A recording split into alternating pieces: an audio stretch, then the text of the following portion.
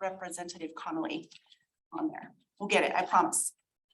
Okay, so this next panel that we have is called Lessons Learned. And you are going to be hearing from two of our former Wyoming representatives, Sue Wilson and Kathy Connolly. Oh, there she is, Kathy Connolly.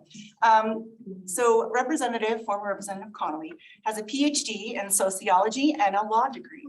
She moved to Wyoming in 1992 to accept a position at the University of Wyoming, where she also served 10 years as the department head of Gender Women's Studies. Kathy retired from the school just this past December, and I think she's in a warm place right now. And she was elected. Kathy was elected in 2009 to represent House District 13 over in Albany County. She remained in this position for 7 terms, which is pretty cool. During this time, she served as the minority floor leader for 6 years and as a member on numerous legislative committees, including appropriations and as vice chair of education and revenue. And Miss Kathy, or Sue, geez, sorry. You know, I did that the whole time you were on the board with me. I would always, anyway, I'll go to that in a second. This is Miss Sue Wilson. She was elected to the Wyoming legislature in 2012, representing the northern part of Laramie County until she also retired in 2022. I'm not in that one place either. She is here. During her 10 years in the legislature, Sue served on the Labor, Revenue, and Appropriations committees and spent her final 4 years as chairman of the House Labor, Health, and Social Services Committee. Like other members of Wyoming's citizen legislators, she continued to work her day job all throughout that time. In her case, she is owner of would you help me? La Frontera. La Frontera Language Services, a Spanish-English translation agency with clients in the United States, Europe, and Latin America. During her legislative career, she also raised 2 teenagers, cooked, did laundry, taught Sunday school, went camping, and doted on 2 grandchildren. And in her retirement, she expects to do more of the same.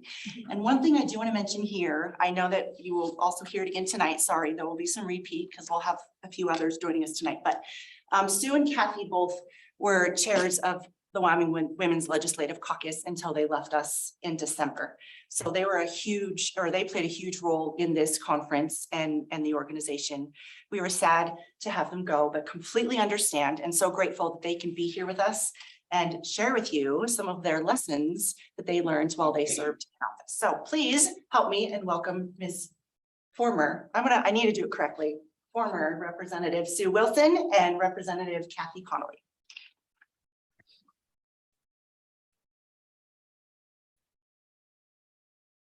I know, I don't have my questions. Sorry, guys. Can I borrow yours for the first question? Oh, And then I'll go dig it out. I'm gonna find my answers. I won't look at the answers, I promise. Okay, so, and we want this conversation and for the rest of the conference, again, as I mentioned earlier, to be really open and feel free to ask questions. So I have some questions that I put together for these ladies, but in any time, raise your hand if you would like to interject and ask a question, continue on whatever it may be, okay? So, ladies, how does it feel not to be in session right now? Yay. I think we'll go ahead, Kathy. Okay, well, first, let me say hello to everyone. Thank you, Annie, for that introduction, and Lisa for the organization. Sue, it is so great to see you. I'm sorry I'm not there. Honestly, yesterday I was in Albuquerque, but honestly, Sue, via her husband, sent me the road reports of Wyoming, and I hightailed it back to Buffalo, where now, so it's Buffalo, New York, where now everything is closed down because another foot of snow is expected. So I'm not someplace warm. But I'm really sorry to not be there with you. Okay, so do I miss it? First, I like Sue's answer of yay, but I have to tell you that I do peek in almost every day, just a little bit, because we can now watch via YouTube. So just a little bit. And admittedly, I woke up one night right before session, panicked that I forgot to file my bills. And so I think after 14 years, there's still some like residual session anxiety that I have. Yeah, it's interesting being back down here. When I left, I threatened that I would maybe never be in the Capitol building again, which considering that I live right here in Cheyenne was like kind of a push. But no, actually, and I feel kind of bad saying that in a group where we're trying to encourage folks to run for office. But 10 years is enough, I think. I mean, I think some people have been there 20 and 30 and there's a lot of things in life and there's a season for a lot of things. And so if it's your season, go for it. But it was the end of my season and I'm doing plenty of other things. I was just telling Rosie that I was expecting to have more free time and I haven't found that yet. So I'm not sure when that will be, but. Shall I just keep on going with the questions, ladies? Technical difficulty. I taught school for 8 years, so I know, I I'm can sorry. run this thing. I'm very sorry. I still need your paper for the second question because I'm not quite there. I'm almost there. I apologize. Okay, so.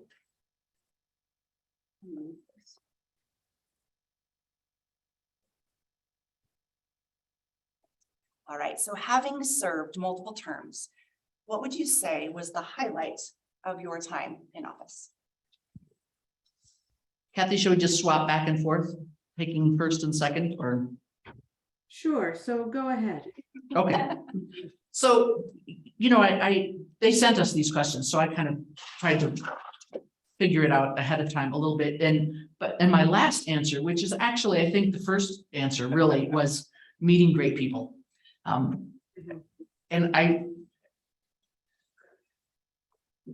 One of the things that really grieves me when I talk to folks that are not involved in political things is this statement that some people come up with that, they're all corrupt, they're all in it for themselves. And that's so sad because that's not what I saw. I mean, in the legislature, even people that you totally disagree with, nearly every single one of them you're able to talk to. They're there out of a sincere desire to help their community. And actually, I was at a luncheon just last week with our new Congressman Hageman, and someone asked her if it was the same as what she expected. And she actually said the same thing. How many great people there were that are trying to do great things, which you gotta admit is not what you hear about Washington, D.C. So I just wanted to throw that in as the first thing, is just meeting the folks from across the state. Other than that, I don't think that I really have a single specific highlight over the course of 10 years. Obviously the work of the legislature is basically to draft and pass bills or defeat old laws, I guess. But so there were a number of bills that I sponsored that I think have impacted the state positively. So I think of I was the prime sponsor of the interstate physician licensure bill, which I think has brought a lot of physicians here, a state school nurse program. And also as chairman, it's really you that does a lot of the drafting of what turn out to be committee bills. And so I drafted a bill a couple of years ago to have mental health and substance abuse services that were being provided by telehealth be paid the same as they would be in person. And actually I saw Lindsay, there's Lindsay. I worked with Lindsay on that one. So when you can do things like that you feel actually result in benefits to a lot of people, that is pretty encouraging. I'm just gonna throw in one other thing. Kathy was on appropriations before I was on, we weren't on at the same time, but my 2 years on appropriations was really great. I mean, you just really bond with other people because you're there like 12 hours a day. But also just understanding the workings of the budget. It's just really kind of a brain candy. The other thing that's just interesting was I was also on there's a subcommittee on capital finance and investing. And one time we had a joint meeting of appropriations and CapFin. So there were 19 people all lined up, in tables like this before the audience, 19 people, and I was the only woman. So I thought that was great. Anyway, those are my highlights. Go, Gabby. Oh, wow. So just for the folks in the room, which I can't see everyone, so I don't know how many folks are there. But you should know that Sue and I were sent these questions, and I just sat back and laughed to myself. It's like Sue and I could sit and spend all day, right, answering those questions with you and sharing our experiences. And so please, you can stop us, or you can ask different ones, but know that I so agree with what Sue said at the beginning, and I could do it with virtually anyone that I served with. We could answer these questions and take all day, because it is really about the relationships between and among people.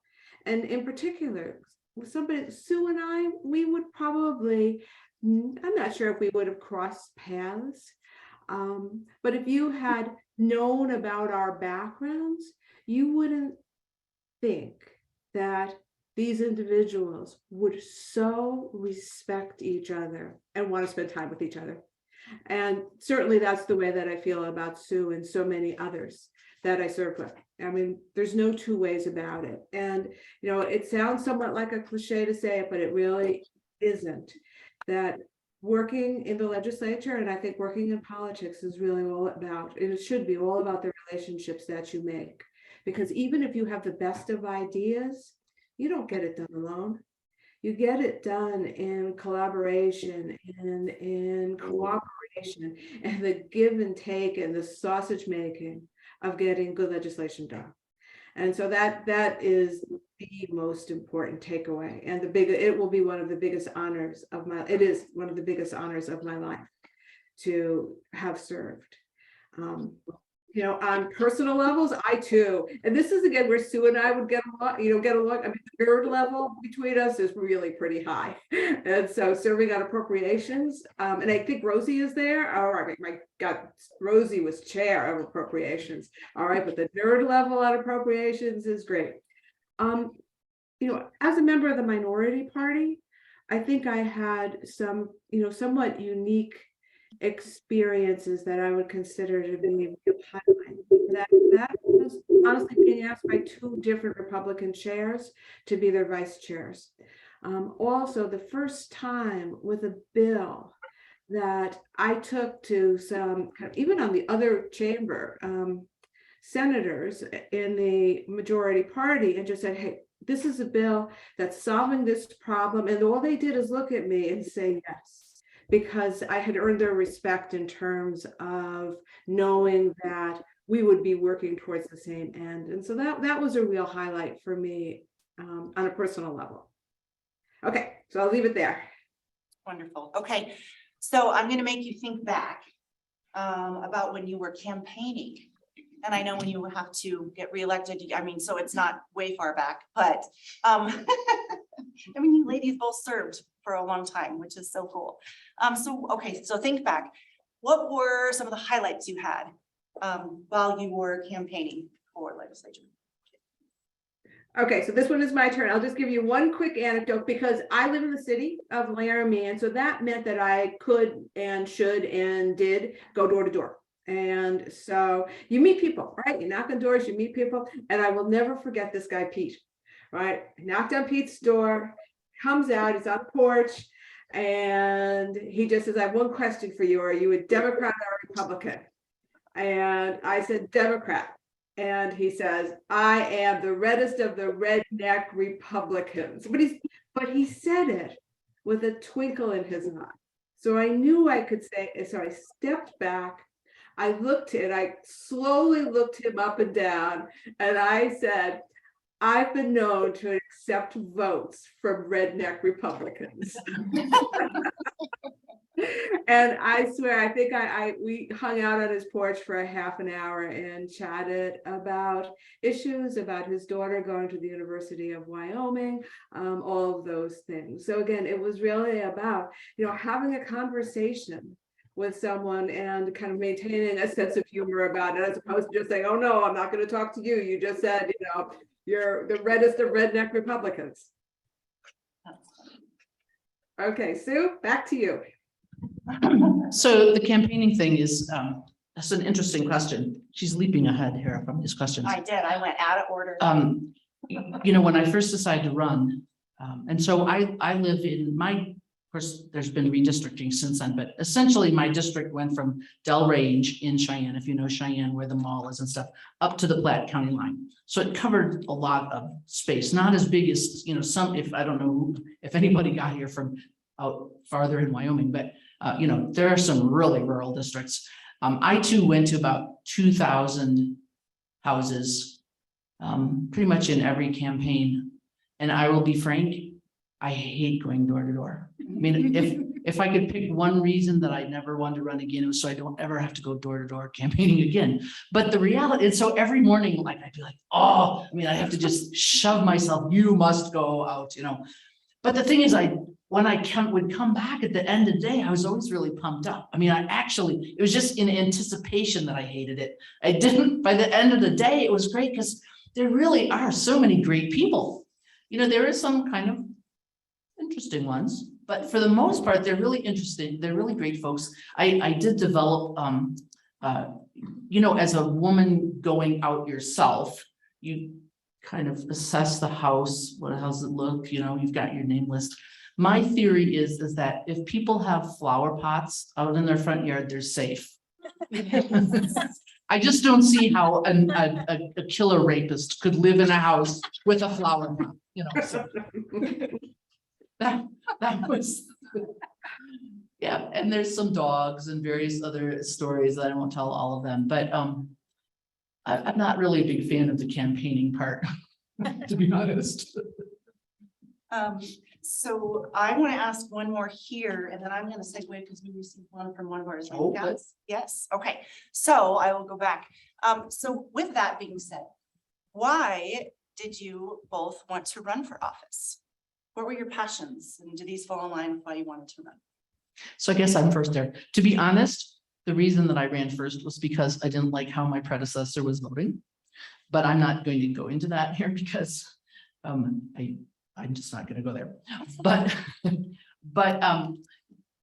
my background, I have a master's degree in healthcare administration, and when I ran first, it was 2012, just a few years after the passage of the ACA. And I thought, well, because I had been doing other things, you know, I was a military wife, so you end up with these really checkered careers. And I thought, when I finished doing what I'd been doing before, I'll go hear what's going on in the healthcare side of things. I hadn't been in that in a while. And I realized that there was almost nobody with a healthcare background in the legislature. There are a few more now. I think maybe there's like 4 or 5, but still small numbers. And I thought I could make an impact here because some of the committee meetings, people plainly had no idea what they were talking about. So that was probably the main reason, just as far as trying to get involved in an area that I knew something about and thought I could make a difference. And actually, Sue, we are so glad that you did, because you brought some real knowledge and perspective to healthcare issues that we hadn't heard well enough before you. So, okay. So I'm the stereotype. I ran for office because I was asked. I was asked by a woman in my community who I very much respected. She served on our school board. We didn't serve at the same time, but we both served on our kind of anti-domestic violence board of directors, and we served on opposite teams. We played on opposite teams in our recreational soccer league, where do not ever ask me to play a ball game, but I was playing soccer. But my background as a sociologist and attorney was in public policy. I taught some classes around those areas, and I would always encourage my students to be problem solvers. And it occurred to me when asked, it was, oh, I am being asked to do what I encourage, and if not obligate, my students to consider how to do it, and that I need to step up. I also truly believe that we can make a difference in Wyoming. We are a small enough state that we are literally a phone call away from the governor, a phone call away from even our national delegation. We can solve problems if we just step up. I truly believed that. And we can do it in a Wyoming way. And so that's why I decided to run. Thank you. So I am going to ask one of the questions from the gals that's on Zoom, Ms. Karen Bard. So she asks, did you have to deal with, and how did you deal with, if so, personal attacks, the negative side of politics to you, to your family? All right, I'm first. I will say, I want to say a couple of things personally and then in general. First, when it comes to email, I have a real quick delete finger. Boing, boing, boing, boing, right? I don't have to respond, right? I just don't. And I chose not to, for the most part. If someone is mean, derogatory, homophobic, misogynist, whatever, I do not have to deal with that, and I just got rid of them with my finger. So no, you can do that. Okay. And I felt very good about that. I honestly, I hate it, and I actually acted more when I saw it happening with other people. And then would try to step up. However, what I really want to answer with this question is the notion that you need to have a real thick skin in order to do politics, right? Because of the personal attacks. Honestly, personal attacks should not happen. None of us should tolerate it. Honestly, none of us should tolerate it, right? And we shouldn't tolerate it when it happens to others as well as ourselves. All right. It's unacceptable. It is unacceptable. And admittedly and regrettably, I see a little bit more of it than when I had first served in the legislature. But what I want to get back to is this notion about a thick skin. You don't and shouldn't have a thick skin, right? We don't want that of elected officials. We want people to have the full range of human emotions and to act accordingly. And so I want to put that out there because I think sometimes there is concern that you might not step up to run because you don't have a thick skin. I don't want elected officials with thick skins. Okay. Sue? Certainly the good remarks outweigh the bad remarks, I would say. Yeah, if you get some email, as a matter of fact, when I first was thinking of running, I had a friend who was one of the committee secretaries, and she said, "Oh, you'll be great, but I'm sorry that you'll have to get involved in all that, you know, like the negativity." And I'm like, "You mean the legislators are mean to each other?" And no, it's the citizens who are mean, frankly. And there was a couple of times, not because of attacks on myself. I have personally never received any death threats, although there are legislators who have received death threats, I know. But I remember reading like news thing, I was like kind of afraid to open my mailbox for fear there'd be some sort of explosive device, which is kind of ridiculous because there never was, but you know, sometimes you see too much and you get kind of paranoid. But I'm going to twist the question a little bit just because, you know, Kathy referenced in a previous thing about why she ran because she was sort of the stereotypical person and someone asked her. And that is a really common remark. Oh, well, women don't tend to put themselves out.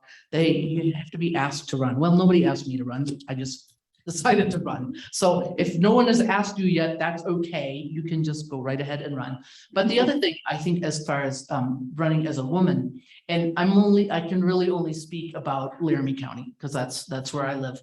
So you know, the rural situation may be totally different, but Laramie County is very friendly to women elected officials. I mean, right now, 4 of the 6 senators are women.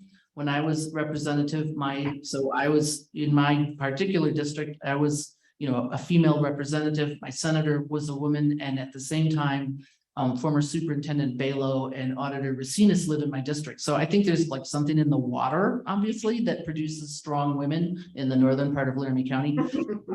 You know, no trouble getting elected there. And as a matter of fact, so the first time I was running, I was out, I had an opponent in the general election as well. And so I thought, well, I'll hit houses of independence. And there was this older guy, older than me. And he said, yeah, if I can't decide who to vote for, I always just vote for the woman. Cool. And in the primary, where I also had an opponent, I was out, so primary election, right, it's in August. So you're just walking around door to door, and it's July and it's August and it's really hot. And I was at this lady's house. Well, I mean, there was a family there, and this young gal, young mom answers the door. She looked all hot and sweaty. She had like a bandana around her head. She was holding like a mop or a Swiffer or something. This little like 2-year-old was like hanging on her leg and wailing. And she looks at me and she says, I'm just voting for the women. So I just want to throw that in recognition of there is some ugliness, but there's also some grace. Okay, so a question I think is important that I think, well, if I ever decided to run, I'm curious about. So did either of you have experience in the political arena before you decided to run? And do you think, is that something that you would recommend before running for state legislature, to get out there in that field before you actually run for office? I have to look and see what my answer was, because I kind of forgot what I was saying. Did I have? Oh, right. I knew there was something. So no, I really didn't have any experience. I had been appointed as a precinct committee woman a couple, maybe like 2 years before, when there was an opening. And I went to Leap Into Leadership. That's where I met Rosie Berger first. I think it was 2010. Is that the one in Casper? In Casper. Yeah, so I did that. The League of Women Voters, if you know Marguerite Herman, she does a legislature 101 class, and I'd gone to that when I was teaching US government. But other than that, I had never, I have to say, okay, just gonna say, I've won every race I ever ran. Just saying. I think Kathy and I might put together some sort of a consulting business with our great length of time here. You know, we could be like that group that we saw in Leap sometime that had a Republican and a Democrat doing, I can't remember what their names were even, but anyway, so I don't think it's necessary to, I mean, if you want to, and I don't say call it working your way up, because I don't know that legislature is necessarily the pinnacle. I mean, maybe the conservation district is what you really want to do, or the school board, or hospital district, or the symphony board. That, there's a whole lot of leadership things. It doesn't all have to be here in the Golden Dome. I do think more than experience in actually having had an elected position and working your way, we'll just call it up. I think it's just important to find out what's going on.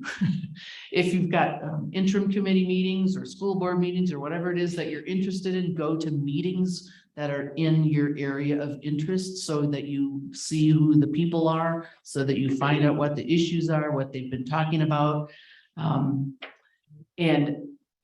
I always try to encourage people to kind of plan ahead.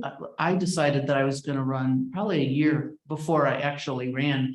I really discourage people from suddenly deciding like 4 days before the end of the filing period, because I just don't think that's going to really work out that well. I mean, you might fool all the voters into thinking you're the greatest R or D or whatever your thing is in the world, but you're going to get to the legislature or the school board or whatever, and you're not going to know any idea what's going on. And frankly, I think that's your job, is to know what's going on, at least partly when you run for something. So I would encourage that more than just thinking that you have to crawl your way up over the course of 20 years. While I so agree with Sue, it's not what I did. And, and I still remember the visceral panic of after saying, yes, I would run, and filing. I went to my first training session or whatever and got some books, and literally the panic coming in of what have I just signed up to do?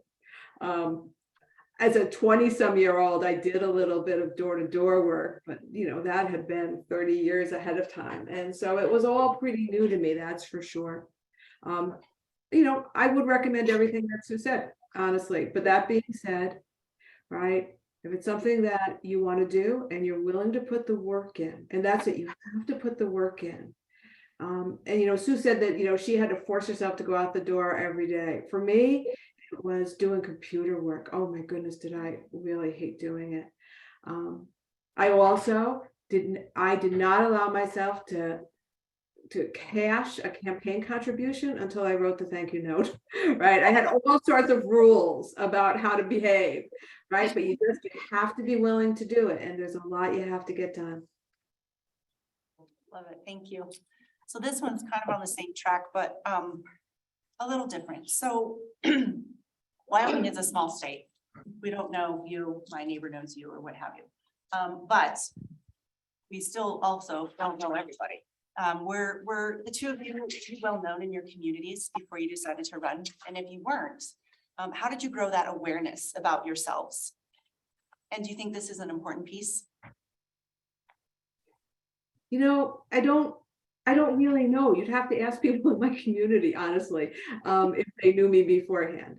That being said, the door-to-door work that I mentioned before, I think was really important. And so the first time I ran for office, I didn't have a primary opponent, but I walked my district twice in the summer and knocked on doors, to the point of one person who had moved from one end of the district to the other end saw me like 3 or 4 times, and he said, "You got to just go away."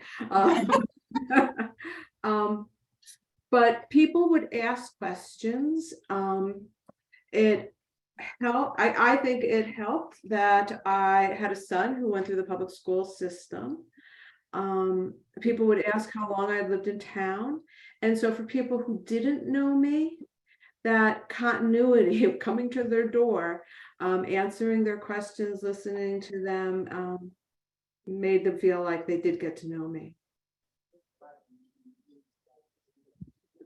Yeah, so everybody's district in the house is roughly the same size, 9,000 or so people. So whether you live in a tight district like Kathy, or a kind of a more suburban area like mine, or if you're out and your district is Carbon County and Rock Springs and all the way up to Pinedale. I mean, there's some really broad, so there's always, I don't think it's, well, I guess if you'd been the mayor or something like that, people would know who you were, but I don't think people knew who I was. I had taught 8 years at a small Christian school. I went to a small church. I did have kids that had played soccer and stuff like that, but I think probably 98% of the voters never heard of me before. But like Kathy said, the door-to-door was really key, I think, in introducing myself to folks. I sent out some mailers, not a lot, and I can talk, campaign things at a separate thing, but so I'm not sure that at this level, I don't think you'd want to run for governor and no one ever heard of you. It's probably not really a feasible thing, but I think at the school board, city council, legislative level, you get out and you meet folks, and as a matter of fact, I'm going to speak kind of vaguely because I don't like ever sound negative about other people, but one of my campaigns, I had an opponent who actually was quite well known in Cheyenne because of his position. And I don't usually, if people would say, well, who's running against you? I don't usually tell them because I don't see any need to give people free press. But people that I knew, I would say, oh, it's so-and-so. And they go, oh, I'm not voting for him. So depends. Maybe it's better to not be known sometimes, depending on your opponent. Thank you. Okay, we have just a few more. I'm happy to open it up though right now if anyone here has questions that you are itching to ask, or on the Zoom. Nothing yet? I'll ask mine, maybe something will come. Okay, so do you have any recommendations on fundraising and maintaining independence and your own identity while doing that? Mind if I can? Because, I'll have to be honest that I'm mostly self-funded to start with. After your first time through, some people don't take PAC money, but I was happy to. And the PACs generally fund like whoever the incumbent is, unless they really detest you. But so, and then after your first race, you've got the signs and that kind of stuff. You don't have such an offload. I will also just say that money isn't the only thing. You do need a certain amount. You can't run a legislative campaign on $100. I don't think you can. But my first campaign, so this was in 2012. I had a primary opponent, and then my general election opponent was the president of the State Firefighters Union. And he got money from firefighter unions across the nation. He had money from New Jersey, from California, all over the place. He outspent me 5-1. But I won anyway, because frankly, I'm a Republican and my district is Republican. They were, but even aside from that, there are those partisan issues, but even in primaries and stuff, if the other person is a bad candidate, I'm not saying it's impossible for bad candidates to win. That happens, but money is not the only thing. You don't have to have the most money of anybody. You need to spend it wisely, and I won't go off there. I've got a whole lot of my own experience from 5 campaigns on the best ways to spend money. But then I guess I'm a little bit puzzled with the question on what was it, maintaining your independence in yourself or something like that. And I'm assuming that you're linking that with the fundraising because it was kind of put there. I have to say I think I was always myself. Let's be honest. The amounts of money that PACs or whatever give you in Wyoming is frankly not enough to buy anybody. I guess occasionally I did get donations of $500 from PACs, but that was pretty rare. And if you're going to sell your soul for $500, maybe you should just stay home. But so, I'm making this sound kind of like a joke, but I am who I am, and I always made it very clear, this is what I think. If you have something to tell me about things I don't know about, that's great. I would like to know about that. But I don't see that being an issue in Wyoming. Frankly. Yeah, and I would agree. And in fact, there's even an adage that is in Wyoming, you definitely need to be able to kind of drink with lobbyists the night before and vote against them in the morning. So, but it's always polite to tell them you're going to vote against them. While you're having that. That's right. right. Yeah. Here, have another one. Did you have anything else, Kathy? Sorry. I do want to add more to that. Because I think, again, things have changed a little bit since I began. And I think that it's important for folks to do some research in terms of how much it costs to run. And I know that there are some of the training sessions with the Secretary of State's office, but one of the things that you should know is how much previous campaigns cost and where do people spend their money. And those are all public records. And that's important. And in some areas right now, and in particular, honestly, Cheyenne and Casper, and I think Teton County last time, the races have gotten really expensive, probably more than most people would want to self-fund. We're talking over $10,000 now, where that wasn't the norm before. In Casper and Cheyenne, you can have media buys, you can have billboards, right? In most of the state, that isn't the case, but in those bigger areas, it is. So again, I would really encourage folks to understand how campaigns have run in the past, and then you'll need to budget accordingly. And, I had wonderful people work with me, and I had a campaign finance person, and she kept me legal. She filed everything for me. Occasionally I just signed on the dotted line, but the fundraising was up to me. And so I needed to do it. I needed to understand how much it would cost and raise the money in order to kind of meet those goals. If I, so actually I have a couple other remarks I want to bring in, but I want to pick up on what Kathy said. I do also think, and as we're not turning this into a campaign advice thing, but I think it's also possible to spend more money than necessary.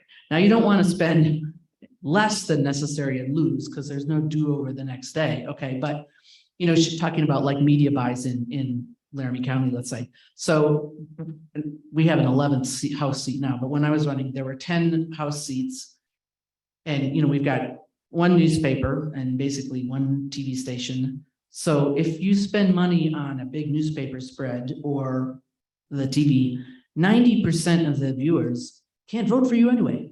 I don't personally, I never did any TV ads or radio ads or newspaper ads because I don't think that's, I mean, if you live out in Shoshone and there's only one something, okay, that's different. But when you've got, I mean, you got to think about that. Another thing I would just say, you know, obviously you're going to send some mailers, but if you're running in a year when the 5 statewides are running and you got a race like the Cheney-Hegeman race, don't bother. I mean, this is just me. Don't bother spending money on 5 or 6 full color brochures because they'll be lost. You know, I mean, do you remember your mailbox before the last election? Most people, they don't care as much about politics as you do. And a lot of that stuff gets thrown away. I remember one year, I think it was after I was on the probes, and I'm big on educating folks. And I did up a full color little, you know, postcard about this big. And I had colored pie charts on where the money comes from and where it goes on my mailer. And then I went out to like 1,500 houses. And I said, oh, you probably received this flyer about this. Oh, I don't think so. 2 people. There were only 2 people that said they remembered receiving that flyer. So I'm just saying, you know, talk to other people locally and before you decide that psychologically you just have got to spend so much, because maybe you don't. I'm just going to throw that in. But the other thing I just wanted, she had a great question. They had named 3 big do's and 3 don'ts. So I have them. Maybe that'll be it. So here is my do's. Know your district. Your job, if you, again, I'm talking legislature, but you know, if you, depending on how your county commissioners run or that sort of thing, your job is to represent your district. Your job is not to represent someone across the state or someone from Michigan or wherever. Your job is to represent your district. So you know your district. Second, I think it's really important to familiarize yourself with the revenue and the budget issues. You know, you may have maybe your interest is all on, you know, sage grouse regrowth or something like that, but you have to know, I mean, I think it's really key to understand the revenue and budget. I've done last election, I did 8 training sessions for people that wanted to know more about that. It will make you a better legislator if you actually know what you're voting on when they present the budget. And the third do, I think, is talk to people who don't think like you do.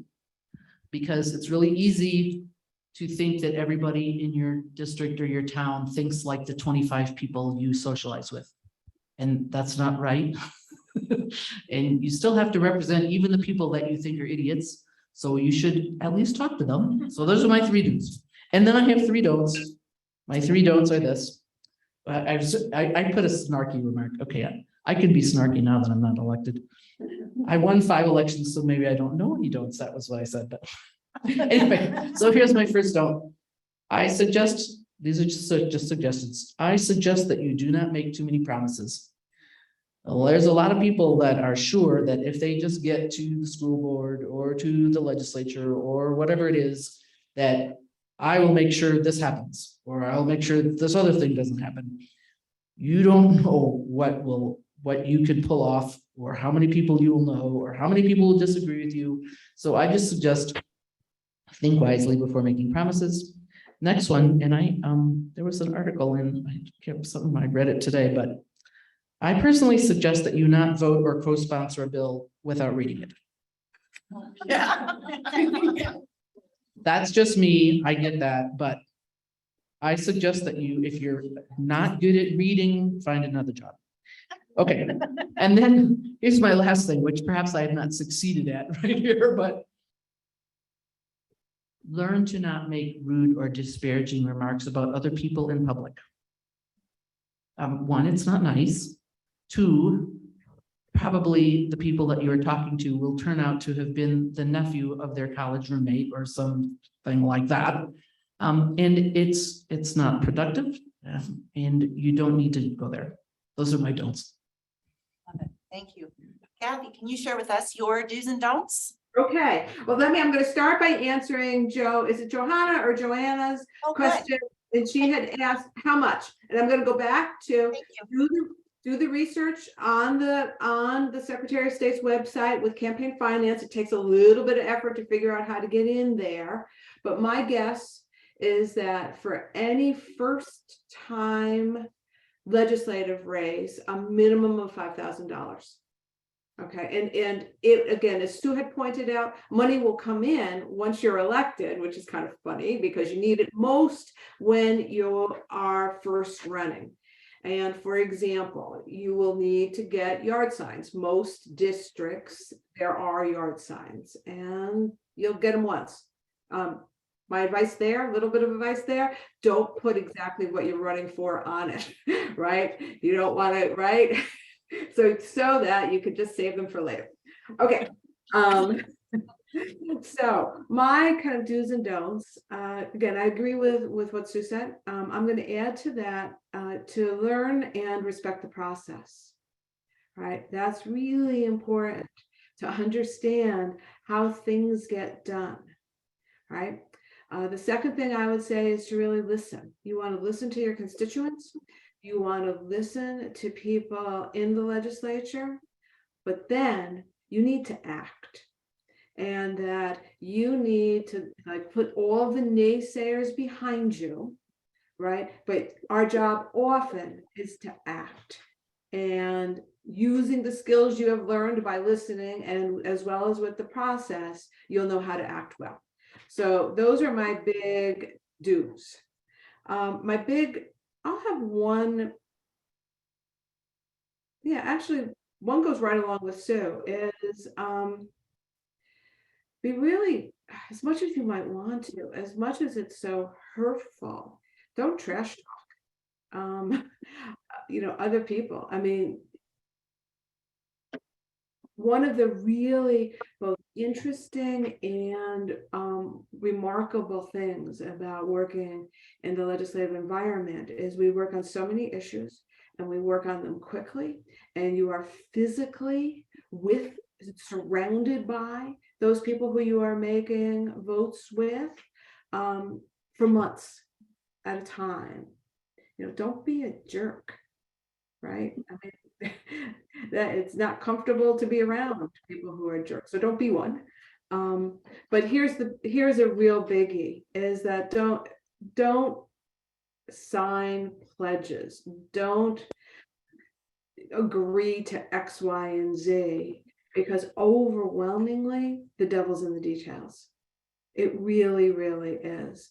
And you can't sign up that you are, 100% for the Second Amendment, right? And then all of a sudden, there's bills that are just things that you can't agree with, right? And you don't want somebody coming up and saying, well, you signed this. So be real careful about that. And virtually any seasoned legislator will say to newbies, don't pledge, don't make pledges. So those would be it for me. Wonderful, thank you. So I'm going to ask again, does anyone have any other questions? And we have time for one more. Yes.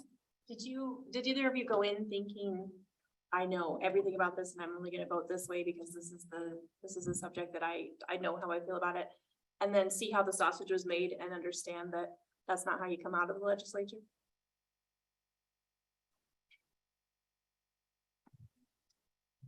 They are thinking. Yeah, I'm thinking. Well, I was just thinking. Okay, no, I interrupted. Go ahead, Kathy. No, go ahead, Sue, and I'll formulate mine better. I don't think it ever occurred to me that I knew everything about everything. So that's good, because there's a lot of things I learned a lot about that I never knew anything about when I went into the legislature. That, I think, and that's one thing, you know, even if you know for sure that you're never gonna vote for something, I mean, and that may be the case, but the reality is that it, and again, I'm talking legislature, but even school board and that kind of thing. I mean, in the legislature, you need to vote on topics on foster care, divorce, professional licensing, oil, gas, taxes, electrical lines, branding, fences. I've run out of topics there, but roadkill, right? You know, there are a lot of things. And so you might know for sure how you're gonna vote on one thing, but you're gonna have to vote on 500 things. Yeah, oh, that is so true. And actually, it is, again, one of the most incredible privileges to have the opportunity to learn about all of those. I mean, all of those issues, and to think about how they impact people in our communities and our state. I mean, it really is an incredible privilege. I'm pretty confident that I've never liked nuclear power. I'll tell you, I just have never liked nuclear power. I think that, you know, atomic bombs have been bad. Nuclear power, we can do without it. That being said, and I worry about transporting waste. I am pretty confident, with a lot of thought and probably a lot of amendments on my part, that I voted in favor of some issues regarding kind of uranium in the state. Similarly, when it comes to issues regarding coal and coal bankruptcy, all right, where I could kind of think more expansively about those issues would be, what are the impacts on coal impacted communities, right? I mean, I'm willing to think about those kind of things. I'm just willing and want to and able to think about issues in complicated ways. And I hope anybody who was, you know, considering running wouldn't go into it thinking I'm 100% for or against virtually anything. Because again, the devil's are really in the details. And I mean, I honestly think it's a sign of maturity to be able to kind of think about issues expansively. And my goodness, have I ever gone into committee meetings and changed my mind? Sure. Or thought I'd go in one direction and then agree that I'm going to really try to work on making this bill better? Sure, I have. Sure, I have. And can I just do like kind of gossip with Sue right now? Oh my goodness, Sue. Pharmacy benefit managers was back up in appropriations today, right? That was one where I had a view on, and then I can't tell you how many hours I spent thinking about that issue and working on it. But oh my goodness. So yeah, and none of you probably, or maybe some of you know what pharmacy benefit managers are, but we have spent dozens, hundreds of hours thinking about that issue and impact on individuals, insurance companies, communities, small businesses, complicated and mind-changing. Yeah. Okay. All right, we're gonna ask one more because we had another gal from Zoom ask it. And then that will be it. How often do you think legislators are missing adequate information before they vote? Giggle.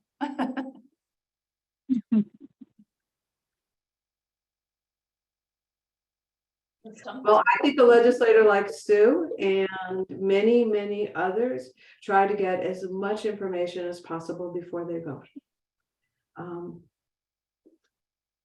I do. I don't think that's the case for everyone. All the time.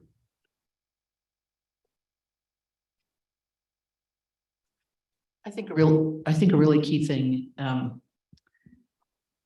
because there are a lot of bills And it gets easier the longer you've been there because you're like, oh, I've seen this before.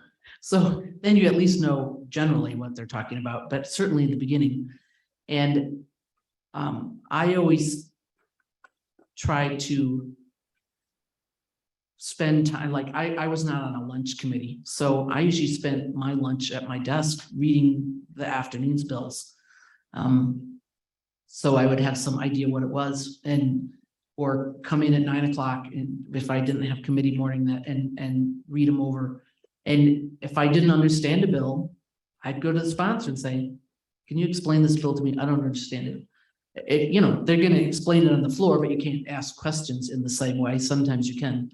So I think it's when I had about my due about, not voting on things before you've read it. And there's been some discussion about that. When Kathy and I never really experienced people saying, vote this way, vote some other way. The thing is that, and again, I'm speaking the legislative issue, but it comes up also in school board and city council and that kind of thing. If you just vote on a bill because someone else tells you that you should vote that way and you haven't read it, your constituents will probably say, why did you vote yes? Or why did you vote no? And if your answer is, well, I didn't read it, but I voted because so-and-so told me that way. I mean, really?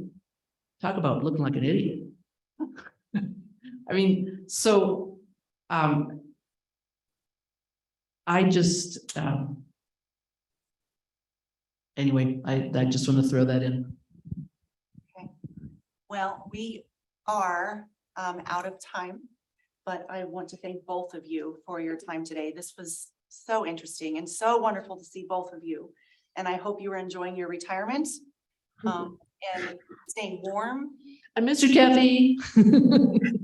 I miss you too, Sue. And I know, I think she's there, but I just want to say congratulations to Rosie on her award for tonight. And I wish I was there to join with the applause as a woman of distinction. No, she snuck out. I don't know where she went, but I will be sure to tell her. So Okay. thank you so much. And everyone else that is on the Zoom, we are finished with Zoom for tonight. And we will see you back here tomorrow morning at 8:30. And may I just offer to participants, you're more than welcome to email me. And actually, I'll put my email for those in the room is crc1321@gmail. And I'll put it in the chat for those who are online. And you're more than welcome to contact me. Wonderful. Thank you, Kathy, so much. Bye, everyone.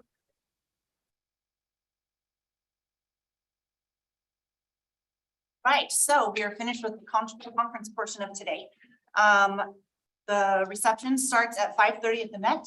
And so whatever you want to do for the next 45 minutes, go relax and we'll see you shortly. And we're looking forward to it. Okay. All right. Thank you. Oh, shall we? Shall.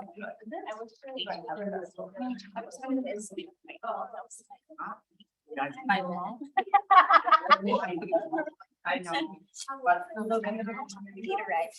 Oh, yeah, right.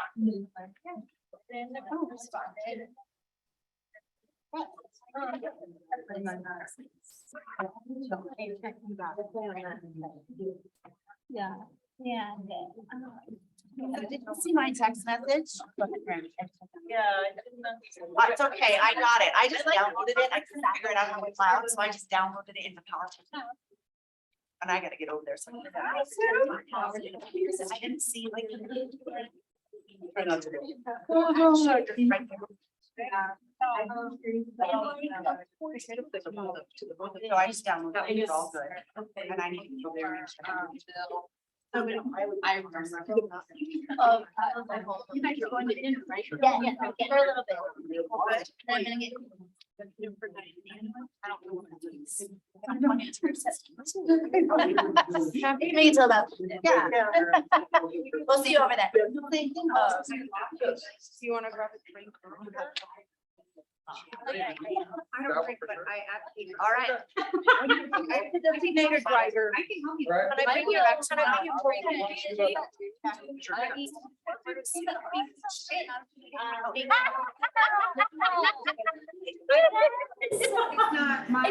That's totally fair. I should also do that. She's like that, like every time. I was gonna-